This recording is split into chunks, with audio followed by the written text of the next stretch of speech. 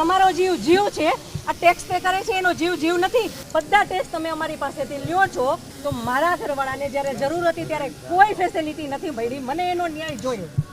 Request છે, આ government સર્વિસમાં હતા, ટેક્સ ભરતા હતા, શાના માટે?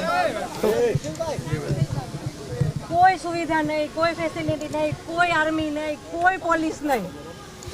જ્યારે મોટા મોટા નેતા આવે, કોઈ વીઆઈપી માટે પાછળ કેટલી ગાડી, ઉપર હેલિકોપ્ટર, તેનાથી હાલે છે. ટેક્સ પે કરે છે એના ઉપર જ ને. વીઆઈપી માટે જે સર્વિસ છે એ આ લોકો માટે કેમ નથી?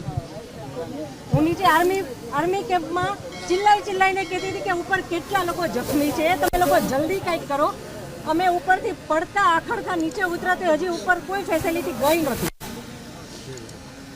ઉપર આટલું બધું થઈ ગયું તો નીચે આર્મીને ખબર કેમ ન પડે કે ઉપર આ થઈ ગયું છે? આતંકવાદી અમારી સામે આવીને ગોળી મારી જાય છે. હિન્દુ મુસલમાનને અલગ કરીને હિન્દુના બધા ભાઈઓને ગોળી મારી છે. તો આપણી આર્મી કરે છે શું? લાખોની સંખ્યામાં આર્મી હતી ત્યાં. અને જ્યાં ટુરિસ્ટ પ્લેસ છે ત્યાં કોઈ આર્મી મેન નહીં, કોઈ પોલીસમેન નહીં, કે કોઈ ફર્સ્ટ એડ કિટ નહીં, કાંઈ જ સુવિધા નહીં. એમાંથી એક આર્મી મેન એવું કહે છે કે તમે લોકો ઉપર ફરવા શું કામ જાઓ છો? હવે તમે મને એ વાતનો જવાબ દો. એ જો આ રીતનું હતું તો તમે અમને જવા શું કામ દો છો? નહીં, હવે મારા ઘરનો સ્તંભ વયો ગયો છે. હવે તમે મને પાછો આપો, મારે બીજું કાંઈ ન જોઈએ. આજ પછી કોઈ દિવસ કોઈ વોટ જ. જો આપણી ગવર્મેન્ટને પોતાની જ સુવિધા રાખવી છે. તમારા પાછળ કેટલા વીઆઈપી હોય છે, કેટલી ગાડીઓ હોય છે. તમારો જીવ જીવ છે, આ ટેક્સ પે કરે છે એનો જીવ જીવ નથી.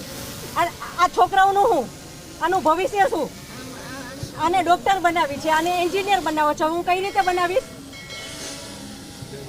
નહીં, મને ન્યાય જોઈએ. મારા છોકરાનું ફ્યુચર ખરાબ ન થવું જોઈએ.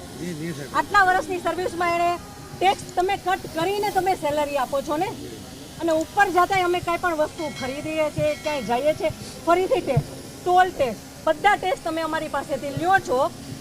તો મારા ઘરવાળાને જ્યારે જરૂર હતી ત્યારે કોઈ ફેસિલિટી નથી મળી. મને એનો ન્યાય જોઈએ. તમે લોકો અહીંયા જ રહ્યો, તમે કહો મને કે તમે શું કરશો એના માટે. આ એક નહીં, આના જેવા જેટલા ભાઈઓ બધા નિર્દોષ હતા, બધાને આવડા છોકરા હતા. નહીં, સરકાર ખાલી કહે છે કે અમે કરશું. આ બધાને હોસ્પિટલ ખબર નહીં શું ફેસિલિટી મળી ન મળી. બીજે દિવસે આટલો કરફ્યુ, આટલી રોડ બંધ, રોડ ઉપર 100-200 જ્યાં જોઈને ઢગલા. નહીં સર, નહીં, સાંભળો, તમારે સાંભળવું પડશે. પતી જાય પછી આપણી ગવર્મેન્ટ આવીને ફોટા પાડે છે કે અમે આર્મી ઓફિસર અહીંયા હતા, પોલીસ અહીંયા હતા, નેતા આવ્યા છે. પછી શું કામ? અને આર્મી ઓફિસર એવું કેમ બોલી શકે કે તમે લોકો ઉપર જાઓ છો શું કામ ફરવા? અને ત્યાં એક બોલ્યો તો બાકીના બધા સાંભળતા હતા, તો કોઈ કાંઈ ત્યારે કેમ ન બોલ્યું? અમે ત્યારે એમ બોલ્યા કે આર્મી મુર્દાબાદ, કે આર્મી હાય, તો અમને પકડીને કેમ અંદર ફેંકી દે છે? તો પોતાનો ઓફિસર બોલે છે તો કોઈ મોટામાંથી કેમ ન બોલ્યું કે તમે આવું કેમ બોલો છો? મેનર્સ બિહેવિયર તો આર્મી મેનમાં હોય એટલું બીજા કોઈનામાં ન હોય. તમે લોકો જે ટ્રેનિંગ આપો છો એમાં આવું શીખવો છો? મને ન્યાય જોઈ. મારા એકના છોકરાઓને, મારા પતિ માટે નહીં, ત્યાં જેટલા લોકોની જાન ગઈ છે એ બધા માટે ન્યાય જોઈ. બધાના છોકરાઓનું ફ્યુચર હોવું જોઈએ. બધા નહીં, ખાલી તમે ચોક્કસ એમ નહીં. અમને તમારા પર વિશ્વાસ હતો એટલે અમે રજૂઆત કરી.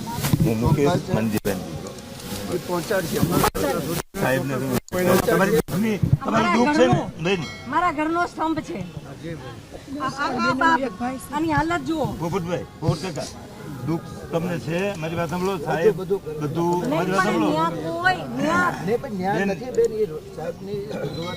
હું શું કહું છું કે આ તમે બંધ કરી દો કે આ ટુરિસ્ટ પ્લેસ છે જ નહીં. ત્યાં લોકોને ના પાડો કે અહીંયા આવવાનું જ નહીં. તો તમારી ચાલુ કર્યા છે સાહેબની બધી વાતે પહોંચે છે તમારી.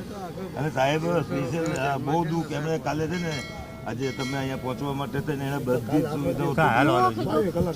અમારા દુઃખની સામે કોઈનું દુઃખ, અમે અમારા નજરની સામે જે જોયું છે ને એ કોઈ નહીં સમજી શકે. કોઈ એટલે કોઈ નહીં.